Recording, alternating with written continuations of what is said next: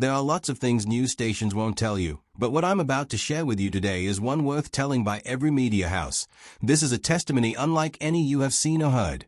This is a testimony of blood and sweat, of faith and doubt, of salvation and deliverance, but make no doubt it is a story of my survival and persecution by the very ones who were supposed to shield me. I really hope that God will speak to someone's heart through this story of mine, leading to conviction, healing, and assurance of faith that you are not alone. Please, before we continue, brothers and sisters, drop a comment below and tell me where you're watching from. Whether you're in Lagos, London, Los Angeles, or anywhere else in this world, let's connect as one family in Christ. We need each other's prayers, now more than ever. Together, we stand stronger. My name is Hassan, and I was born in March 1985 in the ancient city of Shiraz, located in the southern region of Iran. From the moment I took my first breath, my life had already been planned by others. I came from a deeply devoted Muslim family, and my grandfather, Ahmed, was not just any Muslim. He was a respected spiritual leader who guided thousands of people in matters of faith and Islamic law. Grandfather Ahmed had fathered 22 children throughout his lifetime, and from those 22 children came 91 grandchildren. I was somewhere in the middle of that massive family tree, but something set me apart from all my cousins. When I was only 5 years old, strange things began happening around me. I would be playing in the courtyard when suddenly I would freeze and refuse to move forward. Moments later, a heavy clay pot would fall from a window ledge exactly where I had been about to step. Another time, I was running toward the street when I stopped suddenly, and seconds later a truck came barreling around the corner at dangerous speed. Each time danger approached, I saw something that nobody else could see. It was the outline of a person, like a shadow but brighter somehow, standing between me and whatever threat was coming. I was just a child, so I talked about it openly to my mother, my aunts, and anyone who would listen. Word of these incidents reached my grandfather, and he took a very special interest in me. He called me to his study one afternoon when I was 7 years old and sat me down on the cushions across from him. He studied my face for a long time before he revealed to me that these experiences were signs from Allah. He explained that the great spiritual masters of Islam were watching over me and protecting me because I had been chosen for something important. From that day forward, Grandfather Ahmed poured his knowledge into me like water into an empty vessel. While my cousins played soccer in the streets, I sat with him studying the Quran. While they watched cartoons, I memorized verses in Arabic. While they complained about school, I received private lessons in Islamic theology and spiritual practices that most people never learned. By the time I turned 16 in 2001, I had absorbed more religious knowledge than many scholars twice my age. My grandfather had planted a seed in my heart. He told me that I should carry the message of Islam to Christians who had lost their way. That same year, I joined Hezbollah and committed myself to their cause for nearly 4 years. I believed with all my heart that I was serving Allah and defending the true faith. My studies of the Quran became even more intense. I developed a routine where I would read the entire Quran from beginning to end every 12 days. I separated all 5 daily prayers and performed them at their individual times because I wanted to spend more time connecting with Allah. After my evening prayers, I would continue with extra prayers and meditations that went late into the night. Through these intense spiritual practices, I began to experience something that most people never encounter. I connected with spiritual beings and gained abilities that frightened even me sometimes. I could pray for someone who had been wronged, and the person who wronged them would suddenly fall sick or have an accident. I could close my eyes and describe exactly what someone in another room was doing. These powers made me feel important and special, but they also made me hungry for more. In early 2005, when I was 20 years old, I traveled to Malaysia to expand my understanding and connect with Muslim communities beyond Iran. However, things went terribly wrong when authorities discovered I was carrying 30 forged passports. I was arrested and thrown into prison in Kuala Lumpur. I quickly found my purpose there, teaching Islam to the other inmates, explaining their duties toward Allah, and establishing myself as a spiritual authority even behind bars. I maintained my rigorous prayer schedule, 5 separate prayer times each day, plus additional hours of meditation and Quranic recitation. During my time in that prison, my spiritual powers grew even stronger. There are specific words in the Quran that appear repeatedly, but have no clear meaning in any translation. These are considered the secrets of the Quran, mysterious sounds and letters that hold hidden power. I spent countless hours meditating on these mysterious words, trying to unlock their secrets and access deeper levels of spiritual authority. One night in August 2006, about 18 months into my imprisonment, everything changed. I was alone in my cell practicing my meditation, focusing on these secret words of the Quran for hours. The cell was hot and stuffy, lit only by dim light filtering in from the corridor. Suddenly, I felt a presence enter the room. But this was unlike anything I had ever experienced before. This wasn't one of the familiar spirits I had learned to command. This was something far more powerful, far more terrifying, and completely beyond my control. Fear gripped my chest like an iron hand squeezing my lungs. I couldn't breathe properly. The air itself felt heavy and oppressive, pressing down on me from all sides. I tried to use everything I had learned throughout my years of Islamic study. I spoke the words I had been taught for protection. I called upon Allah's name. I rebuked the presence using every formula and prayer I knew. The presence grew stronger, and I felt as though it was physically choking the life out of my body. My vision began to blur. My thoughts became jumbled and confused. I genuinely believed I was dying right there in that prison cell, alone and terrified, with all my spiritual knowledge and power completely useless to save me. In that moment of absolute desperation, when I had exhausted every Islamic prayer and practice I knew, I cried out to God in my native Farsi language. I begged for help, for rescue, for anything to save me from this overwhelming darkness. And then I heard words that made no sense to me at that moment. They came not from outside but from somewhere deep within, as clear as if someone was standing right beside me. The words told me to use the name of Jesus. I didn't think. I didn't analyze. I didn't question. When you're drowning, you grab whatever rope is thrown to you. I cried out desperately, asking Jesus to show me if he was real. I never even finished speaking those words before everything changed. The oppressive presence vanished instantly. The heavy atmosphere lifted. The fear released its grip on my chest. I could breathe again. The cell was just a normal cell again. I sat there in stunned silence, my heart pounding, my hand shaking, trying to understand what had just happened. That experience should have been the end of the story, but instead, it was just the beginning. I wasn't converted to Christianity that night. Instead, I became deeply confused. One question kept circling through my mind day and night, refusing to let me rest. Why would Jesus help a Muslim? I had devoted my entire life to being a good Muslim. I had studied harder than almost anyone I knew. I had joined the fight for what I believed was Allah's cause. I had participated in activities, believing I was serving the one true God. So why would Jesus, who I had been taught was merely a prophet and not divine, come to rescue me when my own prayers to Allah seemed to fail? For 2 weeks, I tried to forget about it and return to my normal routine. But the question haunted me every waking moment. Finally, I decided I had to settle this issue once and for all. I committed to a period of intense prayer and fasting, asking God himself to show me the true path.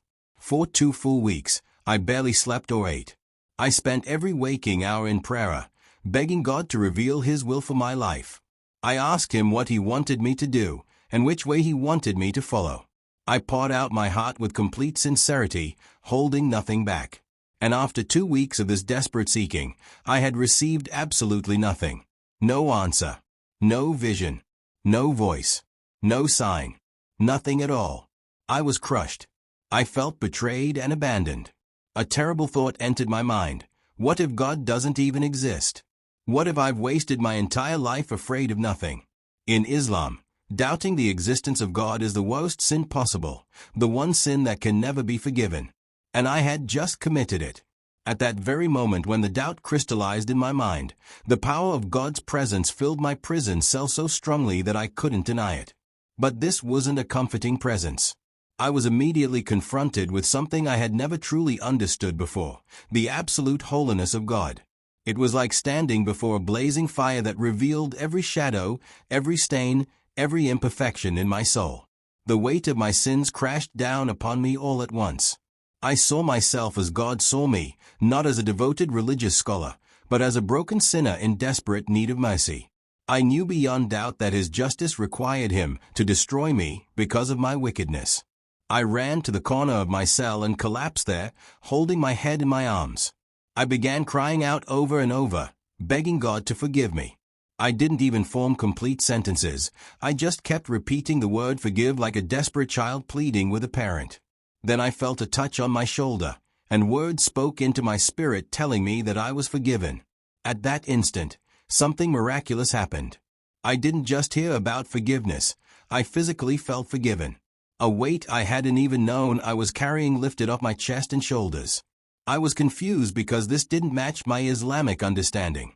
In Islam, we never know if we're forgiven until the day of judgment. So how could I know right now, in this moment, that I was forgiven? I asked this holy presence who he was that could forgive me and make me feel forgiven immediately. The answer came clearly. He told me he was the way, the truth, and the life. I knew those words were important, but I didn't understand what they meant. So I asked directly for his name. When he answered that he was Jesus Christ, the living God, something broke open inside me. Every bit of strength left my body, and I fell face down on the hard prison floor. I wept. Not quiet tears, but deep, gut-wrenching sobs that shook my whole body. 18 years have passed since that night, but even now as I remember it, the emotion overwhelms me.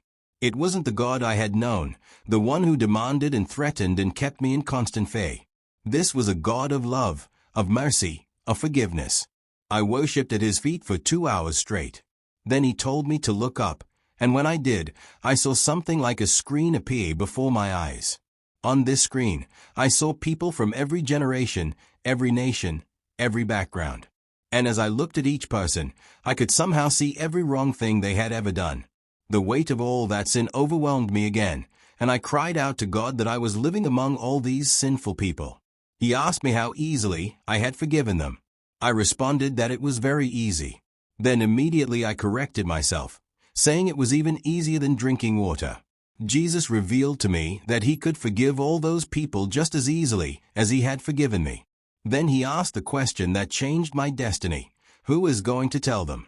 That was how I became a follower of Jesus Christ. The next morning, I prayed for God to somehow send me a Bible in that prison. That very day, an inmate from another section walked up to me and handed me a book. He told me this was what I had asked for. The man had an East Indian background, and the Bible was written in Urdu and Hindi languages that I could read. But the real persecution was just beginning. When other inmates discovered I had converted to Christianity, everything changed. The men who had respected me as a spiritual teacher now saw me as a traitor to Islam. The beatings started within days. Groups of inmates would corner me in the bathroom or the exercise yard. They would punch and kick me while telling me I had betrayed Allah and deserved to die.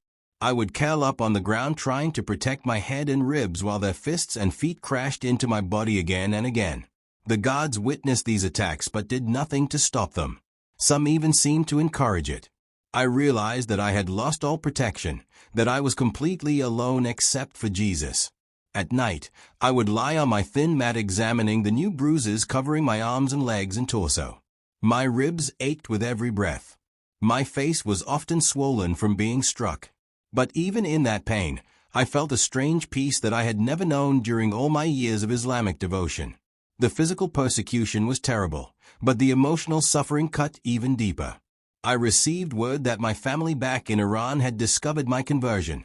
My grandfather, the man who had invested so much in training me to be an Islamic leader, declared me dead to the family. He told everyone to treat me as if I no longer existed. My mother sent one letter through family contacts, and I remember the pain in her words. She told me how I had destroyed the family honor, how I had betrayed everything they had taught me, how she wished I had simply died rather than become a Christian. Those words cut deeper than any physical beating could. My siblings were forbidden from speaking my name. My cousins were told to forget I ever existed. I had 90 family members who once knew and loved me, and overnight I became a ghost to all of them. The prison authorities moved me to an isolation cell supposedly for my own protection. 23 hours a day in a tiny concrete room with no windows, just a small slot in the door for food. 1 hour for exercise in a small enclosed yard, alone, where other inmates would throw trash and spit at me from the upper levels. In that isolation, I spent my time reading the Bible over and over. I had no teacher, no pastor, no one to explain the difficult parts. But as I read, Jesus himself became my teacher. The loneliness was crushing at times. I would go days without speaking to another human being. I lost track of time. Days blurred into weeks, weeks into months. But Jesus never left me. When the darkness of depression would try to overwhelm me, I would feel his presence bring light into that cell. When memories of my family would make me weep with grief, I would sense his comfort wrapping around me. When fear about the future would try to steal my peace, his voice would remind me that I was his child and he would never abandon me. After 3.5 years in prison, I was finally released in late 2008. I was deported back to Iran, which terrified me because leaving Islam is punishable by death in my country. But God protected me. I stayed hidden with a small underground Christian community, moving frequently to avoid detection. Eventually, I escaped to Turkey and from there made my way to Europe as a refugee. In 2010, I finally found safety in a country where I could practice my faith openly. Today, I travel the world sharing my testimony. I tell people about the Jesus who rescued me from darkness, who forgave me when I deserved judgment, who loved me when I was his enemy. I've had the joy of seeing hundreds of Muslims come to know Jesus through hearing what he did in my life. If you're reading this as a Muslim, I challenge you to do what I did. Ask Jesus himself if he is real. Ask him if he truly is God who came in human form to save humanity. Ask with a sincere heart, and I promise you that the same Jesus who revealed himself to me in that prison cell will reveal himself to you. As we close, I want us to remember our brothers and sisters around the world who are suffering terrible persecution for following Jesus. Right now, in countries across Asia, Africa, and the Middle East, believers are being imprisoned, tortured, and killed simply because they refuse to deny Christ. Please join me in praying for them right now, for their courage, their protection, their families, and for their persecutors to encounter Jesus and be transformed. And if you've never given your life to Jesus, I want to invite you to do that right now. Just talk to God from your heart and tell him that you believe Jesus died for your sins and rose from the dead. Ask him to forgive you and come into your life. Accept his gift of salvation that he freely offers. If you prayed that prayer, please comment below so we can celebrate with you.